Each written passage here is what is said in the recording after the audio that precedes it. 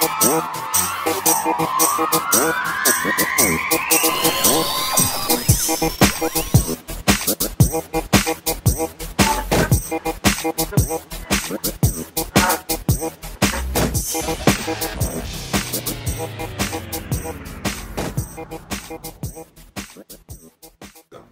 man, what's up? It is the Ace Michaels Show, and you are here because you have no choice. This is what you were doomed to do. And we're happy to have you, by the way. If you ever want to be on the show, you can. All you have to do is call us, 702-540-3498. That's the number to reach the show.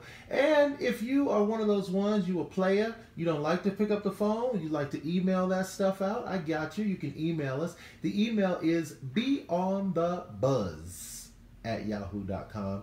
And today, I'm going to let my guest introduce it to you and tell you what's up. I ain't saying nothing else. I'm just like you. I'm going to learn as we go. Welcome to the show, and let's get it started. Tell us your story. Introduce yourself. Do it. Give us the whole nine. Hey, what's going on, everybody? You know, you got your boy up in here, West Coast, a.k.a. Phatman. You know what I'm saying? A.k.a. Mr. Alaine Mobley Jr., you know, for the people that give up my government, man, y'all need to cut that out. You know what I'm saying? Founder, owner of Unsigned Hype Radio, one of the largest internet radio shows on the internet right now. We basically cater to the unsigned artists. I was an unsigned artist coming up and growing up, you know what I'm saying? I'm still an unsigned artist, 47 years old, but it got to where you can't be, well, at least me, I thought to where you can't be 47 years old and still talking about you got a new single coming out. I got a single coming out. I got a single coming out. So I get to where you have to switch up in this game. I've been in the entertainment business for over 20-something years. I've been a professional chef. For right about the same amount of time. I was an early bloomer. When I got out of high school, I started in the industry and everything like that. And the only thing that put me into music was they got tired of me in the kitchen because every time I spoke to somebody, I spoke to them in rap form. So it was like rap, you know, it was... What is rap form? You know what I'm saying? Is this you know, some new ebonics? I don't know about rap form. You know, kind of, it was like, ding, ding, your food is ready, come and get it before, your food is ready, come and get it. This and the other. It's going to be heavy. The weight is this and the weight is that and blah, blah, blah, blah, blah.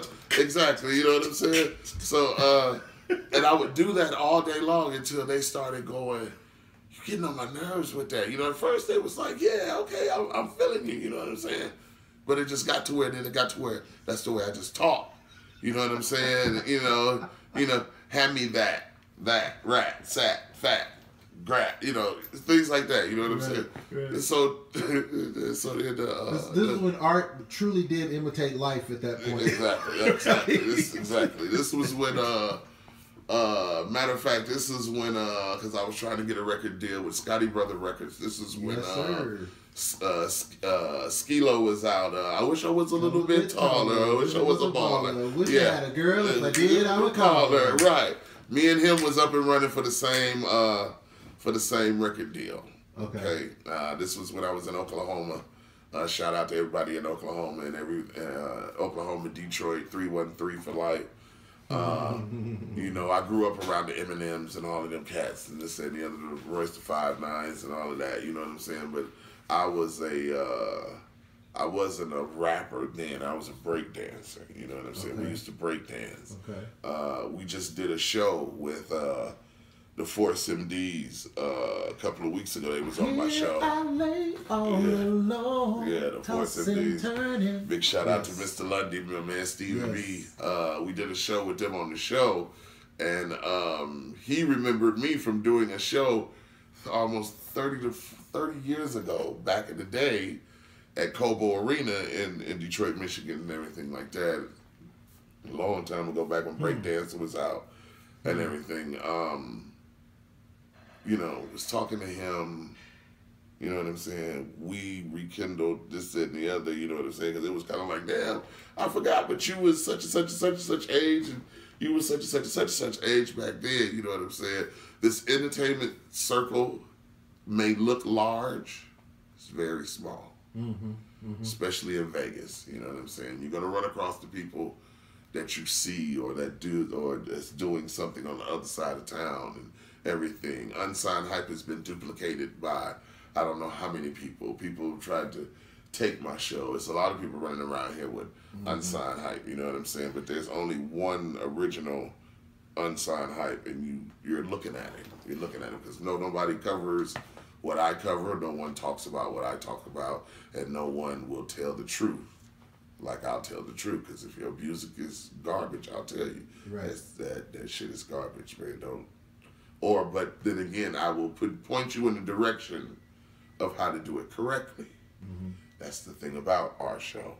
We get personal with our artists.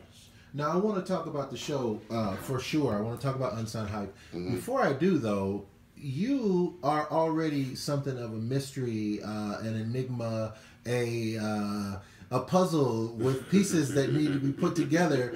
Before we can even talk about Unsigned Hype, we got to understand you a little bit better, okay? Because you got, okay, for example, you got this bad boy tattoo, but you're called, see, I didn't even know till 2 minutes ago you were called Phatman.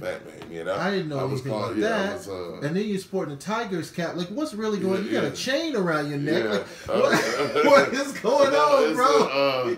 Well, like I said, I was born and raised in Detroit, Michigan. You know, my mother and father was factory workers. They worked at Ford Motor Company. Okay. God rest their souls. You know what I'm saying? So I was fortunate enough to have a mother and father and 2 grandmothers in the household.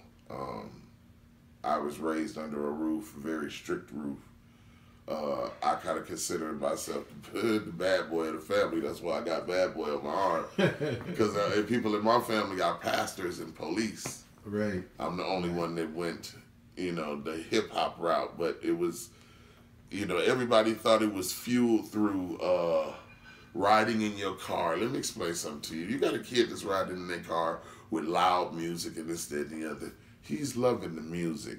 He ain't doing no drugs. He ain't doing nothing wrong. He ain't hanging out with the wrong crowd. It's just that he like to hear Jeezy loud as shit in his car with the bass kicking and everything. Back in the day, back in 87, 89, that was considered, we was thugs. You know what I'm saying? Sure. Y'all want to know what a thug is? Thugging came back and all that Tupac hype shit. Tupac don't know what thugging is. Thugging was when we was cutting off our mama's pantyhose and putting them on our head as a do-rag. Before they came out with the new do-rags, like everybody, the world's going crazy. We used to cut off our mama's pantyhose, okay, and put them on our head and everything. That was thugging. Wearing a Balsalini back in the days was known as a man of the streets. That's when you was thugging. If you wore leather jackets and this, that, and the other and everything like that, and you hung out on the street corner late and you drank Night Train out the bag. Okay? That's Morgan Davis. Yeah, you know what I'm saying? TJ Swine. You know what I'm saying? We can go back. Bones Farm. You know what I'm saying? Hey, you know what I'm saying? We can go back. You know what I'm saying? That's what thugging was. You know what I'm saying? So then I started wearing this chain due to somebody that I met a long time ago. Shout out to my man Tretch, Naughty by Nature. Yes, sir. Started wearing this chain though, yeah, bro. this is a heavy chain. This is the car chain. I had second thoughts about letting you in when I saw it. I was like, holy shit. I was like, it's too late though. He already knows where the address is. Yeah, you know what I'm saying? They had second thoughts about letting me in the neighborhood too. Right. And everything. They looking at me like, are you lost? Right. No, not lost. You know boy, I think you tried to go to East Las Vegas. Yeah, you supposed to go up that way. Ain't you? You know what I'm saying? This ain't that, boy. You know what I'm saying? But I wear this car chain for, people ask me why I wear it, and I say, I wear it for the struggle. Okay. And they go, well, what is the struggle? People, especially our young black men, they ask me, well, what do you mean by the struggle? And, the struggle, what I mean by the struggle is, you know what I'm saying?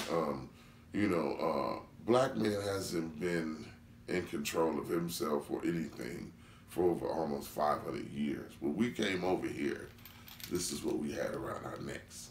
This is what we had around our arms. It's And we had around our ankles, and they carried us around. Y'all think it's cute when you go and get these earrings in your nose and everything, and you see animals with earrings in their nose, bulls and cows and stuff. That's the way we were led around, by the earring in our nose, and they pulled it with the chain, along with a chain like this. You know what I'm saying? And one day I was aware of, just this past June 7th, was 19 years, a man named James Byrd Jr., okay, was dragged in Jasper, Texas with a chain like this. They drug him. Behind the pickup truck, right? Behind the pickup truck. For no reason at all. Shout out to my Dick Gregory. I've been working with him on this. And my man Ricky Jason. Of course, my man K. Cole, you know what I'm saying, out there in Texas. And he was dragged with a chain like this. And after his body parts fell off, as they drug him, they went and got the rest of his torso, rechained it around with this chain, not this chain, but a chain like this, and finished dragging his body around Jasper, Texas. So you wake up one morning and all you see is body parts down this long, dark road in Texas, red.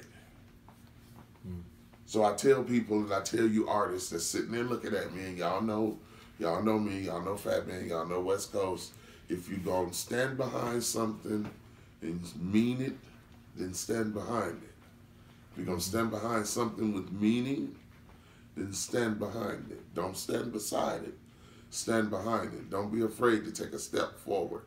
Stop taking the step backwards. We need to speak up more, especially our young black men. This is one of the crusades that we're doing with Miss Robin Cunningham. Shout out to Miss Robin Cunningham out there. You know, she's a insurance broker. You know, we have a challenge that we're going to insure 20 black young men, whether they're in the music industry or out there running wild in the street. Everybody want to get their dope on and this, that, and the other, and everything like that. Because let's face it, you know, everybody hollering about, you know, President Trump and what all he doing and this, that, and the other and everything. Let me break it down for you real quick. President Trump just made it to where a black man, a young black man that can sell dope in the hood, has just made it legal for a man to sell dope legally, okay? All you got to do, if you was smart, is go down here downtown, invest in a little paperwork, and get your little caregiver card and this, that, and the other, your little marijuana card and caregiver card, marijuana grower card, and all of that, and take the classes that's under $500, a pair of Jordans, okay? And then after you take that class and get your card, you can carry up to 1 ounce of marijuana on you. And if you're a grower or a caregiver, you can have up to 6 to 10 pounds in your house, along with 12 plants in your house at one time. And then after you do that, you can go right up the street and go get a CCW license, which for people that don't know is carrying a concealed weapon. Right. In Vegas, it's legal to carry a concealed weapon. You just has to be seen. You have to carry it on your hip. So everybody is talking about what Trump is doing, what Trump is doing. Seems like Trump is putting everybody in business. Seems like Trump is putting fire up under everybody's ass to get up off your ass and do something. You know, Outkast made a song called "You Need to Get Up, Get Out, and Get Something." Don't let the days of your life pass by. You need to get up, get out, and get something. Don't spend all your time by getting high. Very simple. Very simple. But if y'all watch what's going on around you, you will see what's going on and what's unfolding right in front of your eyes. Everybody's too blinded by social media. Put social media down. Put your phone down. Learn how to walk away from your phone and look with your eyes. You know, Bruce Lee used to tell you, you see with your eyes. People used to always go, let me see that. Right. Let me see that. First thing they do is hold their hand out. Bruce Lee used to tell you, you see with your eyes, not with your hands. Right. I want to talk about the struggle real quick before we go off into another thing, because I loved what you were saying about the struggle. Mm-hmm. I don't need to ask you about Black lives and whether or not they matter, because we both know they do. But I had a meeting with a gentleman, blew my mind. We were talking about, this was the night that the gentleman was shooting the police officers in Texas. This was about a year ago. Okay. Right? And gentleman that I was talking to, black gentleman, opened my eyes to something that really amazed me. He said, you know, the problem with race in America is this. He goes, the white man never planned on the black man being equal to him. That was never the point. So the analogy is, if you had a dog and you loved that dog, but that was your dog, and so you sit your dog down at the table with you and let your dog wear clothes, would you want your dog to get a better job than you? Would you want your dog to start dating someone prettier than you? Of course not. That's your dog. And as long as you look at your dog, you think of your dog as being subservient to you. And that's where slavery came from. Black people in America were never intended to become doctors, lawyers, pilots, athletes. There was never anything about the black experience from the white perspective that was ever intended to be equal. It was always, you're 1/3 of a man. Right. You are my slave. You're my property. Even you're not even a slave. That, because to call you a slave actually infers that you have a whole nother existence going on. Now, to expound on what you're saying, doing my research with Miss Robin Cunningham, and I'm gonna make sure that you and her link up, Miss Robin Cunningham. We may not have had that type of. It may not have looked like we had that type of value to them, to the master, but doing our research, we found out that slave masters took out insurance policies on their slaves all the way up to $800. It depends on what you did. Which was a lot of money back then. Which was a lot of money back then. $800 in 1780. That's probably $1 million now. You know what I mean? That's a lot of money. $800. So we were worth something. Right. He knew this in the back of his mind. Anything that's done is done because of preconception. Anything you say, anything you do is done because of preconception. You will go across town and confront somebody because somebody then called you and said something. Preconception. Until you get over there and you talk to that person. You know what I'm saying? So we do have value. This is why they want to get us and study us and put little things on us and make video games of us running and how can we jump so high and this, that, and the other and everything like that and stuff. Well, you got to understand, some of us have lifestyles to where we had to survive. We had to survive, and we still survive. Still got to survive now. You know what I'm saying? I'm trying to survive on a Social Security income. Right. I get paid once a month. Black man, 47 years old. I get paid once a month, and I have to take care of my daughter, myself, a household, and everything. Under $1,000 a month, and I have to make that stretch. Yeah. That means I have to do things that probably don't need to do. It means I have to go out and do shit that I probably don't need to be doing because of the sake of my daughter. You know what I'm saying? But this is the time that we live in.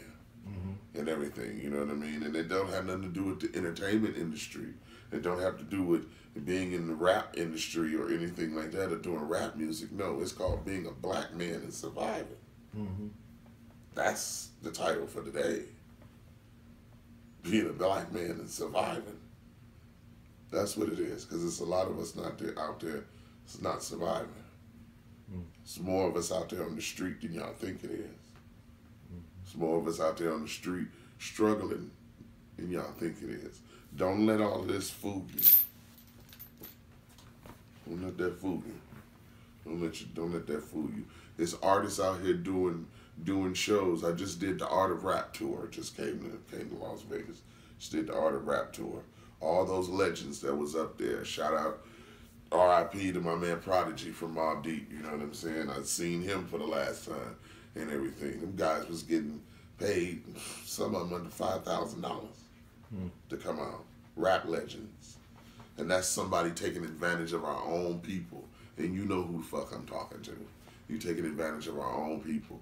You come to a state and you ride over and you roll over unsigned artists and things like that. We're people too, especially when you're dealing with another man. In this industry, in the music industry, that's just the music industry. Let's take it further than that. Let's go in life alone.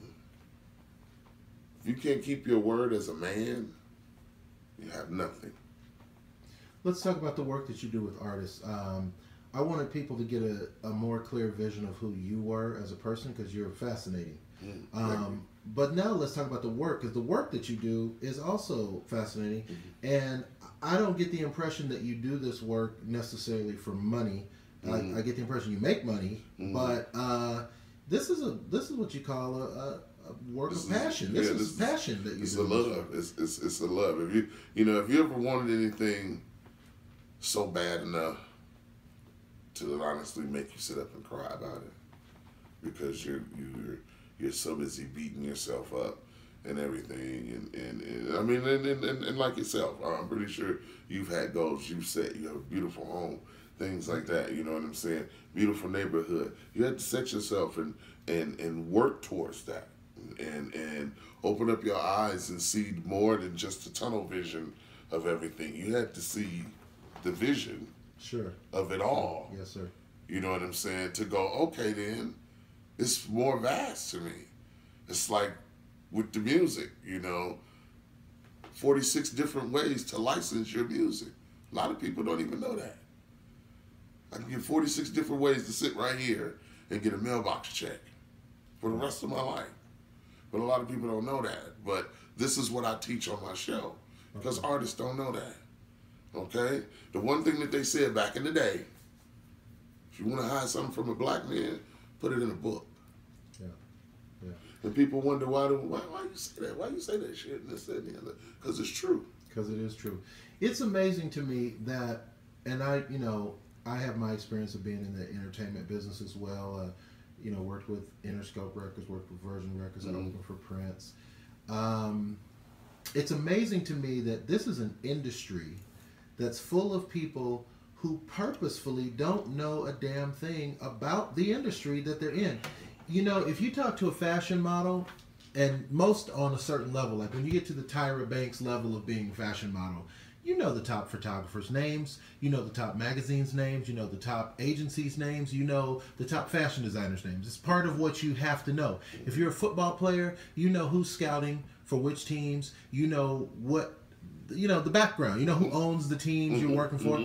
In the entertainment business, specifically the music business, probably the actors and the dancers and those comedians, those people have a different kind of entertainment business. But for the music business people, I'm amazed how every day they don't know. And it's like, you don't know how to copyright your song? That is the beginning of you saving your music. Like, why don't you don't even know music 101. And I'm not knocking anybody's level of knowledge, but I'm just saying. You know what? We not knocking nobody, but I'm gonna be honest with you. I'm gonna knock your ass, because it don't make no sense for your ass to be in this industry this long.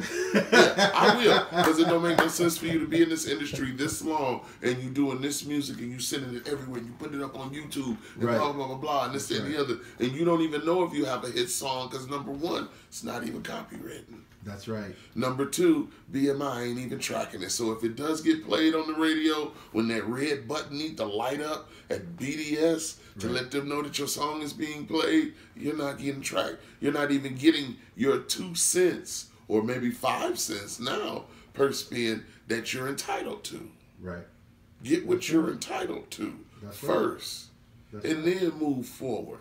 But then wouldn't that come to mind also about doing the preparation in general? Like, I literally had a meeting with a girl less than 2 hours ago. A girl was in the studio, and she was talking about her music career. She wants to be a singer. And I said, well, have you written anything? Do you take voice lessons, or what are you doing? She goes, well, what I'm doing right now is I'm getting together with a guy that wants to put together a coffee shop show so we can go make some money. What? That's not the music business. No. Like, that is what a lot of people do in Las Vegas. They go, well, I can sing. I need to go look out and get a casino gig because I can sing. I can make money. Yeah, but you're making small money. Small money. That's not the money. The money is what Bruno Mars is doing. He's writing songs. He's getting publishing checks. And he's going out doing concerts. And doing concerts is not even the big money. The biggest money is in the publishing. You know. This is what we tell him on the show. So you're repeating everything. I'm preaching to the choir right now. But it needs to be said, and it needs to be hammered, and everything like that. But if you know, that's like my man J.L. Felony made a song back in the day. I could bring it to you, but what you gonna do with it? Right. I can give them all this information. What they're gonna do with it if they don't know how to apply it? Everybody sits and listens to my show, and y'all know y'all do. Y'all sit and listen to my show with your pen and your pad, and you sit there, and I drop jewels. I mean, I give them jewels. I mean, stuff I've had record labels call and ask me, why are you giving up information like that? I get intel. I get intel from the military because I got a lot of relatives that's in the military. Yes, I get intel from the military, things like that. People don't know how connected I am, and it's just because of being humble and doing good business, being able to say yes sir and no sir, yes ma'am, no ma'am, please and thank you. It goes a long way. Instead of calling up Mr. Michaels, talk about yeah, shawty, you need to have me on your show, you know what I'm saying? Because I got a hit song, you know what I mean? It's going to go worldwide. I mean, it's going to be like zip boom. It's going to be all over, you know what I'm saying? Oh, panic, and it's the... And it's ironic exactly how many of those calls we have received every day here at the show. You get calls, It's very funny. You get calls, yo, man, you need me on your show, man. I got views. Right. You know what I'm saying? And this, that, and the other. And can't even get 50 people to watch you when they get here. That's right. You know what I'm saying? No, you're so absolutely yeah, so once again, the music industry is a component of being made up with people who got their shit together. If you ain't got your shit together, they're going to look over you. That means paperwork in order, copyrights in order, business plan. What is your 5-year plan? Do you have any videos? Have you even started your blueprint for your first video? Do you have a second single to follow up your first single? Okay, now, all right, then that's cool. Well, London wants to play your music. Do you have a contract over there with London? Okay, so now we have to get a foreign contract with London and everything like that to make sure that your money is being transferred over into American money and you can get paid. It's so much, and you don't even have the first contract, but you got a record label. You don't even have the first contract, which is an artist contract. Now, on my show, I give away information you wouldn't get, just like to start a record label. One day we gave away all the information, all the contracts, and everything that you needed. You know, you can go to musicbiz.com. Ty Cohen, what's going on, Ty? Very good friend of mine. Gives me all the inside music biz and things like that. I work my social network. I get music biz from the Jimmy Iovine's and this, that, and the other. Why? Because they know this Unsigned Hype Radio. Unsigned Hype Radio, I've seen that. Yeah, branding yourself. When you walk out of your house every day, you're supposed to elevate your game another notch. I don't care if it's going to the mailbox or going to the store. Brand yourself. Stop branding your homie. We as black people get caught up because if you like me, I got a big heart. Okay? I've seen the stages. I've been on the stage, 50,000 people. I've seen that. As far as I'm concerned, God has made a lot of my dreams come true. I've lived the life of a rock star. I just didn't have the bank account or the house. But Sean Cassidy let me keep his house for one summer, so I had the house. One summer right off of Tropicana and Jones. Sean Cassidy. Yeah, y'all know what I'm talking about. The Partridge Family. Yeah, we ain't even gonna go way back like that. But he let me keep his house. Boy, we had a party up in there, you know what I'm saying? And everything. But never had the bank account nor the house. But I lived the lifestyle. And that you know what I'm saying? How do we contact you? We want to go to Unsigned Hype. Is it Unsigned Hype Radio? Unsigned Hype Radio. You can go to Unsigned. We're building the website right now, unsignedhyperadio.com. Or we're on Blog Talk Radio. Okay, that's www.blogtalkradio.com /Unsigned Hype Radio. Okay, and then you can also check out all of my shows because Blog Talk Radio archives all of my shows. So I have over 300 shows on Blog Talk Radio. I also do a morning show, the Wake Your Ass Up morning show, live from Las Vegas, which I broadcast simultaneously out of three other states. I broadcast out of ATL. Shout out to my man Kenji, Wichita, Kansas. Shout out to my man Robert Allen Parker with Midwest Syndicate Magazine, and we also broadcast out of out of St. Louis. So so my show is simultaneously out of 3 states, 4 altogether sometimes, 18 countries. You're being heard. We break music worldwide. We've had just about a little bit of everybody on the show, but it's about the unsigned artists. It's about you getting your shine on, thinking about yourself, okay? The first blessing of the day was you woke up. That was the first blessing of the day. Second blessing is make sure that you accomplish something that's going to take you further in your career. Not Mr. Michael's career, not my career, but your career. That's what's important. I can't close your show stronger than that. It's the Ace Michael Show. You know what I say at the end of every show, and I really do mean it. Live the life you love. Love the life you live. Thank you.